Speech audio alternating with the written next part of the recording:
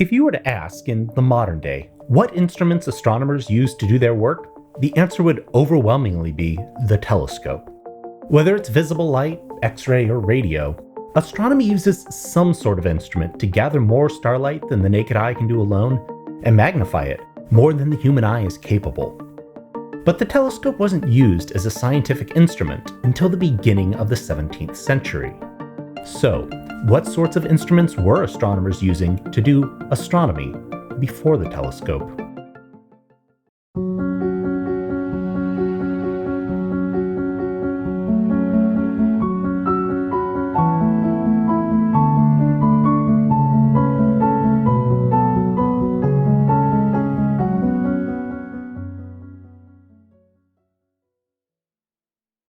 For the purposes of this video, I'm largely going to discuss a collection of instruments described by the 16th century Danish astronomer Tycho Brahe in his work Astronomiae Instauratae Mechanica.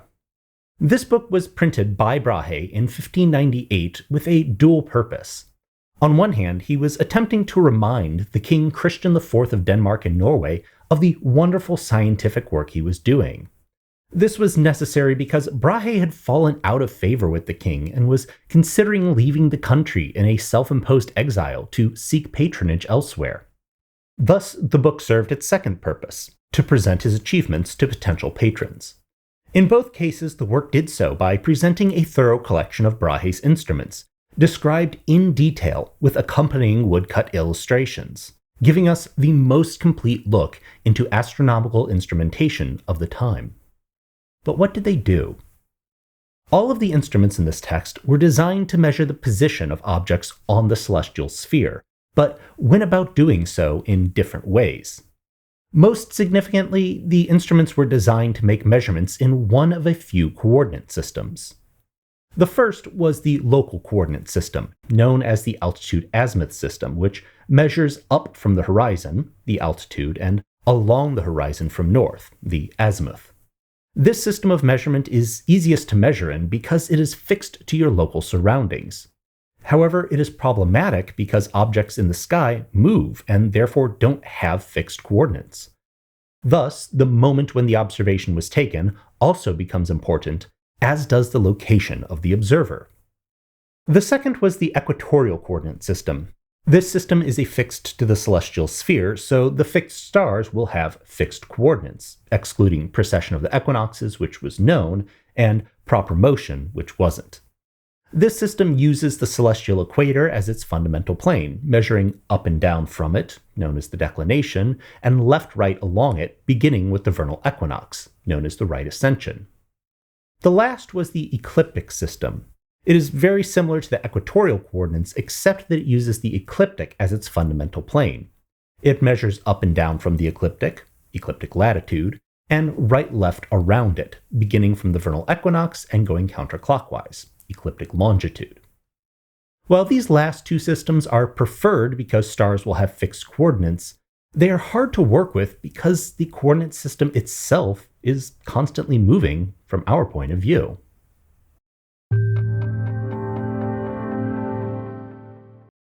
As previously described, the simplest coordinate system to use is the altitude-azimuth system, which is based on your local horizon.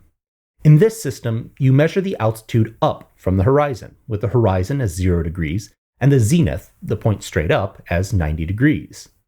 Because this measurement runs from 0 to 90 degrees, the most common sort of instrument you'll find for this purpose is a 90-degree section of a full circle, known as a quadrant. For the azimuth, the measurement goes along the horizon, with due north as 0 degrees, then going clockwise around your horizon, making east 90 degrees, south 180 degrees, west 270 degrees, and so on until you reach the north, which returns to 360 and resets to 0. Because of this, you'll need a full circle to measure this. However, there's a bit of a cheat. In general, you'd like to point your instrument at any object in the sky. But if you're willing to wait for the sky to turn and bring the object to you, it's entirely possible to set the instrument up so that it only measures along the meridian, effectively looking due north or south, and wait until the object in question passes in front of your instrument, at which point all you need to record is the altitude, because you know that the azimuth is 0 degrees or 180 degrees, depending on whether it is in the north or south. In fact, doing this can actually make some of the math converting to a more useful coordinate system a bit easier. So let's take a look at some of the instruments which use this coordinate system. The quadrant can be an extremely simple instrument. A piece of wood cut at a right angle with a scale, some sights, and a plumb on it can serve the general purpose. In truth, you don't even need to cut along the arc. This sort of instrument is shown in several of the illustrations of astronomers, but they weren't the only ones to use them. Quadrants were also useful for taking readings of the stars for navigational purposes. Obviously, this small quadrant isn't overly precise. The divisions I have on it are each 1 degree, although I probably could have divided it into quarter degrees had I made one this size in brass and engraved it finely. But by making the instrument larger, the accuracy could have been improved. And that was precisely what Brahe did, made instruments so large that they had to be mounted. But even then, there's some variations on the theme. In all cases, there's some sort of sights that the observer must look through. In this instrument, they're fixed to the quadrant itself, which means that the whole quadrant has to be rotated relative to the vertical plumb. This is easy enough to do with a small hand quadrant, but is more difficult when the quadrant gets large. Brahe describes one large-scale instrument that functions in this manner, which he calls the Great Quadrant, and which he says was constructed near Augsburg in 1569 in the garden of Master Paul Heinzel, a German astronomer and the mayor of Augsburg. This instrument was massive, with the quadrant itself having a radius of at least 14 cubits. As a quick note, a cubit was based on the length of a forearm, and thus the definition is somewhat flexible, but assuming a length of 18 inches, that would put the radius of this instrument at 21 feet or 6.4 meters. This was sufficiently large that the scale was not only divided into single minutes of arc, but each minute subdivided into 6 subdivisions, meaning that it could be read to an accuracy of just 10 arc seconds. The quadrant itself was made of wood and covered in brass plates. It was hung from a wood pillar, which was set into a large wooden frame to ensure the pillar remained vertical. This frame was then buried to get it out of the way. Brahe notes that this instrument was used exclusively for the observations of the altitudes of the sun and planets. Unfortunately, the instrument was neglected 5 years after its construction and evidently fell into disrepair. To use the instrument, the observer would look down the sights along the right side of this instrument, rotating the quadrant until it was aligned. Then, the reading is taken where the plumb hangs in front of the scale. Although this instrument doesn't appear to have an azimuth scale, Brahe notes that it was able to rotate by using the handles around the central pillar. With an instrument this size, moving the quadrant itself would likely be rather difficult. Brahe says that there are hooks just above the box containing the plumb that can support the weight of the quadrant and hold it still once the instrument was aligned, but he doesn't explain how they work. But instead of moving the entire quadrant, Brahe's other quadrants largely held the quadrant itself still and used a pointer, known as an alidade, to do the moving. We can see this with an instrument Brahe described as a medium azimuth quadrant of brass. With this instrument, Brahe mounted the quadrant such that it was fixed, with the arc containing the scale opposite the observer. The alidade's rotation point was then mounted at the right angle about which the quadrant was constructed. The alidade also included a steel spring which pressed against the body of the quadrant and would allow it to maintain its position without the observer having to hold it. This quadrant had a radius of 1.5 cubits, about 2 1/3 foot or 1.2 meters, and was constructed of solid brass. It was mounted on a decorative structure with a large azimuth ring around it. As a general note, it's often possible to make the radius of the quadrant larger than the radius of the azimuth ring because the quadrant only has to be 90 degrees of a circle, whereas the azimuth ring has to be a full circle. This will generally mean that the azimuth circle is divided less finely than the quadrant arc, as making an azimuth circle of the same radius will frequently get in the way of the actual process of observing. We'll see some creative ways Brahe got around this later on. On this instrument, part of the solution was to extend the alidade beyond the quadrant further than was strictly necessary. Unless observing objects at extremely high altitudes, this would allow the observer to stay outside the azimuth ring. Furthermore, because the azimuth ring was cut out on its interior, it would be possible for an observer to get under it and take such observations from the interior of the ring, although I don't imagine it would have been too comfortable to do so. Regardless, the azimuth ring was supported on 4 marble pillars, and each leg had a screw which could be used to raise and lower that leg and ensure that the instrument was properly level. This could be told using plumbs along the right side of the quadrant as shown here. Brahe notes that this instrument was used to observe the comet of 1577 and claims it was accurate in both altitude and azimuth to individual minutes of arc. If you look carefully, you may notice that the scale is a bit odd, as it contains numerous nested arcs. This is because it didn't feature just one scale. Rather, it had multiple. The outer one was divided into 90 degrees and then subdivided into minutes of arc, as just described. However, each successive inner scale had one less division, meaning that the second scale had 89 divisions, followed by 88 on the one just inside that, and so on. This type of scale is known as a Nonius scale and was invented by Pedro Nunes in 1542. The idea behind this scale is that instead of trying to estimate between potential divisions, you look along the Allidade's measuring line and find the arc where it definitively crosses right on a division. Let's say that it crossed the 30th division of the scale, divided into 85 parts. By taking this ratio and applying it to an arc of 90 degrees, you would determine that this is the same as 31 degrees, 45 minutes, and 53 seconds. This is a bit cumbersome, but it was made easier with tables on the reverse of the instrument, in which these calculations were already worked out. Seemingly, this increases your accuracy, as suddenly you're measuring to arc seconds. But this is really just bad mathematical trickery, as this is remainders with division and was before things like significant figures were understood. Indeed, Brahe admits that this Nonian method is insufficient in practice, and experience will show that the promised accuracy is not in fact obtained by it. However, it did become the inspiration for the French mathematician Pierre Vernier, who in 1631 invented the Vernier scale. While this instrument was quite elaborate, it wasn't exactly portable. However, that problem was solved with a similar instrument which Brahe simply describes as another azimuth quadrant of brass. This instrument was the same size as the previous one and works in fundamentally the same way, except that the azimuth ring has been considerably reduced, resting on a table with concave edges, allowing the observer to move in closer in those places.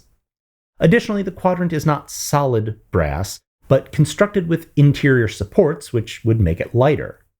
Brahe says that the scale is divided into single minutes of arc, with the aid of a transversal scale, which simply means a zigzag series of dots that helps spread out the divisions, making them easier to read. Although this one doesn't include a Nonius scale, it does have a square scale on the interior, which Brahe says may also be of use in making geometrical measurements of the height and breadth of objects seen on the terrestrial surface, and is similar to an instrument called the geometrical square invented by George von Purbach. The Alidade also has a clever handle, which Brahe says is more than just a way to grasp the Alidade, but also serves to add weight to this end such that it is balanced about the point of rotation. The quadrant is kept on the base by a clip and then secured perpendicularly by a Y-shaped support on the reverse. As with the previous instrument, this one had screws in the corners of the legs to keep it level. While with these two instruments the scale is placed on the side opposite the observer, it can be the other way around. This is the case with an instrument Brahe describes as a revolving azimuth quadrant. This one had a radius of 4 cubits, roughly 6 feet or 1.8 meters, and had a number of interesting innovations. The first is that the instrument was placed within a cylindrical building with a radius of 6 cubits, about 7 2/3 feet. This allowed the observer to be shielded from the wind. Additionally, it had built-in stairs around the circumference, which was helpful for giving an observer the appropriate height to stand at when observing different altitudes. But most importantly, it allowed Brahe to move the azimuth ring to an upper lip around the edge of the enclosure, thereby removing the problem of it getting in the way of observation.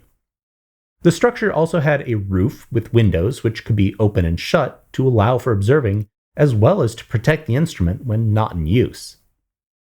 This instrument was obviously not intended to be moved, which provides the benefit of not having to realign the instrument to have the 0 point of the azimuth pointing north, which involved finding true north. But for this instrument, Brahe describes a new method by which he did this. This was to observe the pole star's rotation about the celestial pole. The halfway point between its extremes and azimuth would be the meridian. Brahe claims to have invented this technique himself, although it's a rather obvious fact that was doubtless known to most astronomers. Regardless, another instrument of Brahe's was this type of quadrant, writ even larger. The Mural Quadrant, which he also calls the Tychonian Quadrant, was built into a wall. This allowed the instrument to be even larger in radius, 5 cubits, 7.5 feet, or 2.3 meters. This came at the cost of not being able to change the azimuth of the instrument. Thus, it was only suitable for observing objects to the south as they crossed the meridian. Furthermore, this quadrant lacked an alidade. Instead, it features a brass scale 5 inches wide, which was divided into increments of 10 arcseconds each, and had a sight that slid along it, which was square, with slits around the edges. This pointed at a wall with a window, in which a gilded cylinder was set that served as the other end. The observer would look through the slit and wait for the object to appear as if it were touching the cylinder. Brahe notes that this instrument took a team of observers to use. One would be the one sighting the object and reading the position on the scale. When he announced the measurement, a second would note the time using a set of clocks. Both of these pieces of information would then be recorded by a third person, sitting with a light source and a ledger. Brahe states that the clock imitated the uniform rotation of the heavens, which may indicate that the clock displayed sidereal time instead of solar time, as sidereal time is more immediately useful for converting of altitude-azimuth coordinates into systems affixed to the sky. But because clocks were not entirely reliable, Brahe recommends using multiple to compare to one another, and states that he had 4 available to him. Although being able to observe the full 90 degrees in altitude is nice, measuring objects too close to the horizon or zenith tends to be challenging, as it requires contorting yourself into odd positions to look upwards. Thus, the full 90-degree arc is sometimes omitted. In these cases, the measurable arc is 60 degrees, making the instrument a sextant instead of a quadrant, as a sextant is 1/6 of a circle, whereas a quadrant is 1/4. This, of course, immediately brings to mind the nautical sextant. But while this instrument has its origins in the astronomical sextants of this sort, what people tend to imagine has evolved well past what was available before the telescope, as modern navigational sextants, which use optics and reflections to allow them to be pointed at the sun, weren't developed until the 18th century. Regardless, Brahe had several astronomical sextants in his collection. One of them, Brahe simply calls an astronomical sextant for measuring altitudes.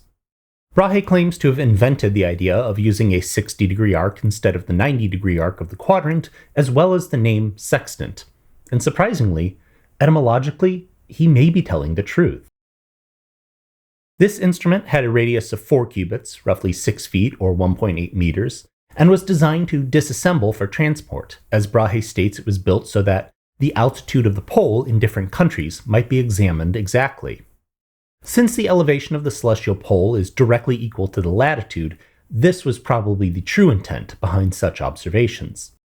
Although this instrument had 30 degrees less of an arc along which to measure, its function is basically the same. However, Brahe also has some instruments which measure altitude in an entirely different manner. Both quadrants and sextants use a very natural arc of a circle corresponding to the arc across the sky to make measurements. But Brahe also had instruments which measured these angles linearly. These instruments were referred to as parallatic or rulers. Brahe describes 2 of these instruments which he owned. The first, he states, was previously owned by Copernicus and evidently made by Copernicus himself, which was gifted to Brahe by Johannes Hanno in 1584. Brahe describes having made a few minor alterations to it to make it more convenient to use. The instrument works by having an upright pillar that is aligned with the zenith. Attached to this by a hinge is an arm which the observer uses to sight the object. This slides along a third arm connected to the base at its bottom, which is where the scale is located and is essentially a ruler measuring the distance from the point about which the arm can rotate. But since this is a linear distance, it will require converting into an arc through trigonometric methods, which are fairly easy to use since the upright and the sighting arm are of equal length, making them form an isosceles triangle. As a minor note, this instrument was slightly odd as it was set up such that it measured the angular distance from the zenith instead of the horizon. However, these two are functionally equivalent. Brahe also describes another ruler instrument which works in a slightly different manner. This one again has an upright beam aligned with the zenith. At a right angle to this is another beam which has the ruler scale on it, and for which the far end rests on the rim of a wall where the azimuth ring is located. This would give the instrument a greater deal of stability than the others we've discussed. For the sighting arm, this instrument uses one that folds, and from the point about which it is hinged, a plumb hangs and can be used to indicate where the reading should be taken. This one again does not directly give degrees, but this time it forms a right triangle, which can easily be solved to determine the angle. This arm is raised and lowered by means of a rope which goes over an upper support. The last instrument that I should mention is the astrolabe. Brahe doesn't include them in his instruments, and for good reason. While astrolabes were certainly used to determine celestial altitudes, they were handheld instruments and not nearly accurate enough for his purposes due to their size. Furthermore, many astrolabes were designed to be far more than just a tool for measuring positions. They were, in many cases, analog computers, and thus much of their purpose fell outside the sphere of observational astronomy. I'll explore the full functionality of astrolabes in a future video.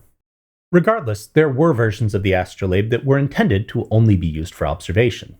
A perfect example is a mariner's astrolabe, which has all of the calculation features removed and is simply a circle with two quadrants placed back to back and an alidade. These were not often complete disks, as they were intended to be used on ships on the open ocean, where they would be blown about by the wind. Allowing as much wind as possible to pass through would help minimize the trouble that this would cause. But like any other astrolabe, it would be used while suspended, making the instrument self-leveling.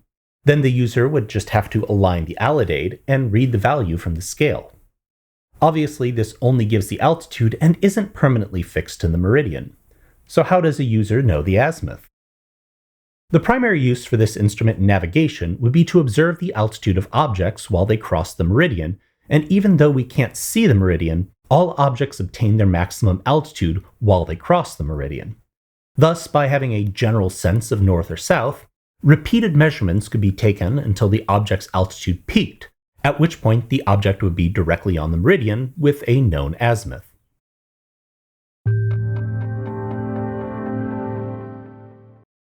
So far, we've discussed instruments which measure in local coordinates.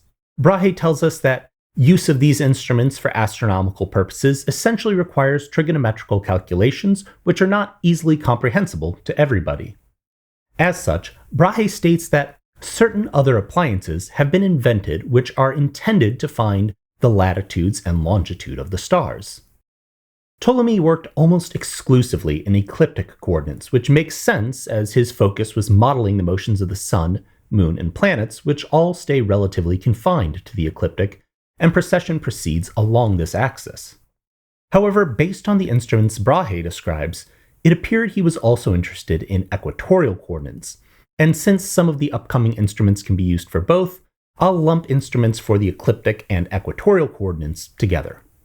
The first instrument Brahe describes that falls in this category is an armillary sphere. As a general label, armillary spheres are those little models of the celestial sphere that you see in many of the images of astronomers. However, those ones are not actual scientific instruments meant for taking any sort of observations. Rather, those are models that would be used for teaching and understanding the celestial sphere. To be useful for observation, they would need to be much larger. And Brahe had just such an instrument, which he referred to as an equatorial armillary sphere. This instrument is meant for finding the position of objects in equatorial coordinates, right ascension and declination. The outer ring represents the observer's meridian. This is placed in a stand and can be rotated to align the set of axes such that they point directly at the celestial poles. This is done by adjusting it to the observer's latitude. About these points, there is an inner ring, which is a great circle going through the celestial poles and supports another ring, which is at right angles to it, thereby representing the celestial equator. Because the celestial equator ring is free to rotate about the celestial pole, it must be properly aligned before observing, so that the vernal equinox is at the right position in the sky. This is done by finding a star with a known right ascension and setting one of the sights to that position. The ring is rotated about the pole until it is visible through those sights. You may be wondering how you're supposed to sight an object with this instrument, since there is no similar slit on the opposite side of the instrument, and there's also a rod in the way. The answer is that the card which has the slits, through which the observer looks, has two slits, offset from the center line by the same width as the central rod. Thus, when an object appears through the slit and appears to be resting on the surface of the rod, it is properly aligned. Similarly, for the declination, there is a similar cylinder mounted to the central one at a right angle, which serves the same purpose. Once the equator is properly rotated, a second observer would use the second set of sights to target the star in question, while the first observer holds the ring as still as possible, ensuring that the calibration star remains visible in the sights. Once both observers have their stars sighted, the coordinates can be read off the instrument, avoiding the need for conversion between coordinate systems. Brahe also describes a second instrument which is functionally identical to this one. Also, if you're interested in seeing such an instrument for yourself, a reproduction of this instrument was erected on the campus of St. John's College in Santa Fe, New Mexico in 2019. Brahe also describes an armillary sphere used for measuring in ecliptic coordinates. This instrument begins the same, with an outer ring for the meridian, which carries the celestial poles, and a ring going through these poles. However, because the ecliptic is tilted with respect to the celestial equator, this ring then has another set of pivots offset from the celestial poles by the obliquity of the ecliptic, which Brahe says he determined to be 23 degrees and 31 minutes, thereby representing the poles of said ecliptic. This carries a ring, which is the great circle through these poles, which is used for determining ecliptic latitude, and is set at a right angle to a circle representing the ecliptic itself, along which the ecliptic longitude is measured. Note that this instrument does not have a ring for the celestial equator. Similarly to the previous instrument, one observer will rotate things until a calibration star can be sighted in ecliptic longitude to align the ecliptic ring, and then a second observer conducts the actual observation. Obviously, this is still a complicated method of observation, so Brahe also created an instrument that was a bit easier to use. He described it as the Great Equatorial Armillary Instrument. This instrument is, in some ways, a pared-down armillary sphere, reducing the number of rings. A half ring for the celestial equator, and one for a great circle through its poles. This instrument was significantly larger than the armillary spheres. The inner circle was 7 cubits, roughly 10.5 feet or 3.2 meters. The outer half ring was 9 cubits, roughly 13.5 feet or 4.1 meters. The difference in size was to allow the observer to pass between the two circles if necessary. Since an instrument of this scale wasn't going to be traveling, Brahe could permanently fix the access to the celestial poles.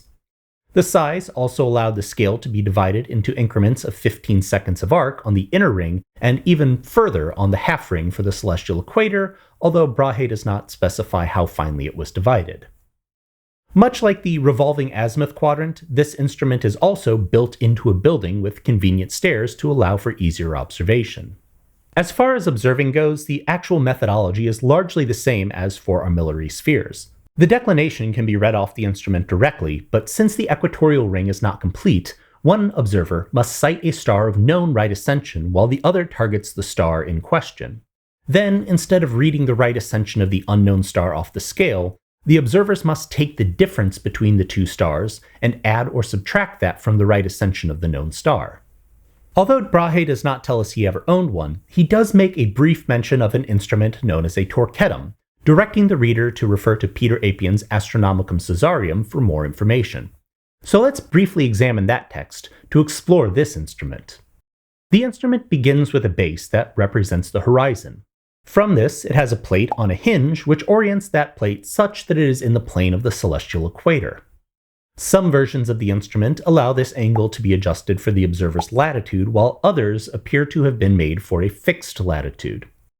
On top of the equatorial plate is another hinged plate, which can only ever be raised by a fixed angle equal to the obliquity of the ecliptic. This brings the next plate into alignment with the ecliptic plane. Thus, we can see that this instrument is walking through the fundamental planes of each of the primary coordinate systems layer by layer. On top of the final plate is a circular disk with an alidade. When all of the hinges are properly raised, this circle would describe the ecliptic latitude. If the ecliptic plate is lowered so that this circle is perpendicular to the equatorial plate, then this circle describes the declination. If the ecliptic plate is lowered so that it is perpendicular to the base, then it represents the altitude. However, it is also possible to determine the altitude at the same time as the ecliptic latitude or declination, thanks to a second semicircle which hangs on the alidade. When the alidade is pointed down, the semicircle will hang down and the plumb will point to 0.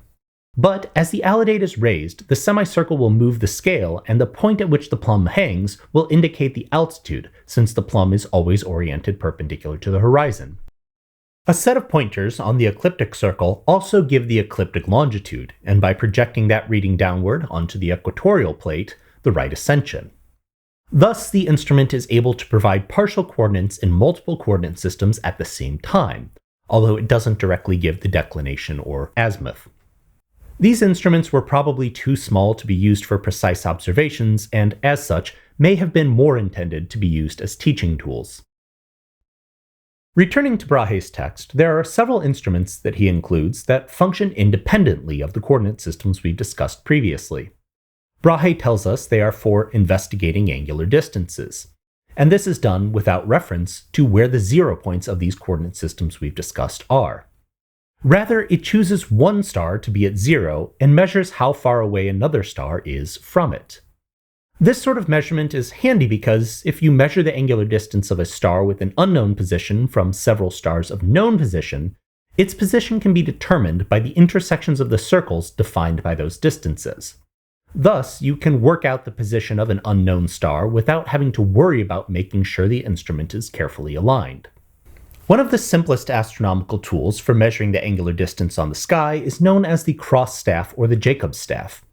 While Brahe doesn't mention one in Astronomiae Instauratae Mechanica, from his other works, we know that he had used one to determine the position of the comet of 1577. This instrument works by holding a rod to the observer's eye. On it, a perpendicular bar slides back and forth.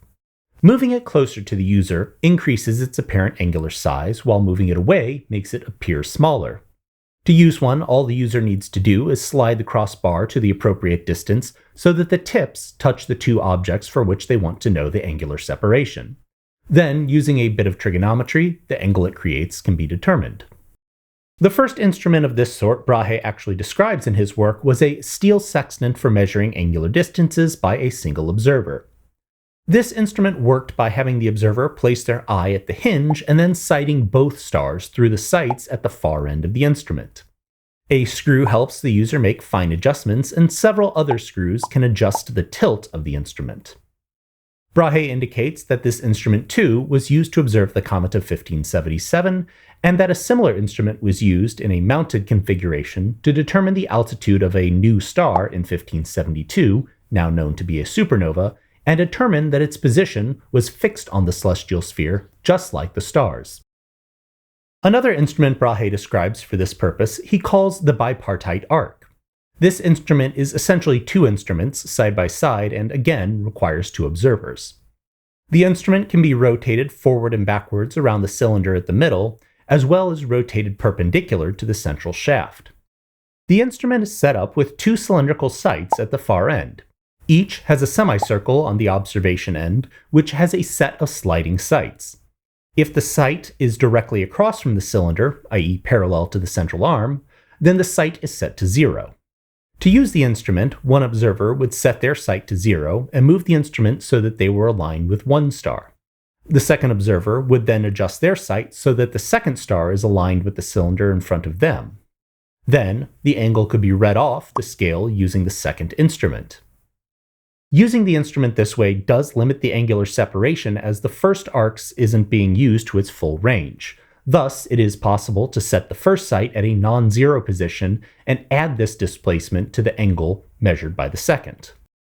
Brahe states that this instrument was used to map the stars in Cassiopeia as well as the new star of 1572. Brahe also devised a variation of the sextant for finding angular distances. The pointing mechanism for this instrument I think is particularly clever. The center of mass of the sextant is affixed to a sphere roughly 2 feet in diameter. This rests in a metal basket, allowing the observer to rotate the instrument to any position in the sky with ease. As with other instruments for angular separations, this one too requires 2 observers. One will sight from the far edge to align the 0 point of the instrument with the first star, and the second observer will measure the second star from the rotating alidade.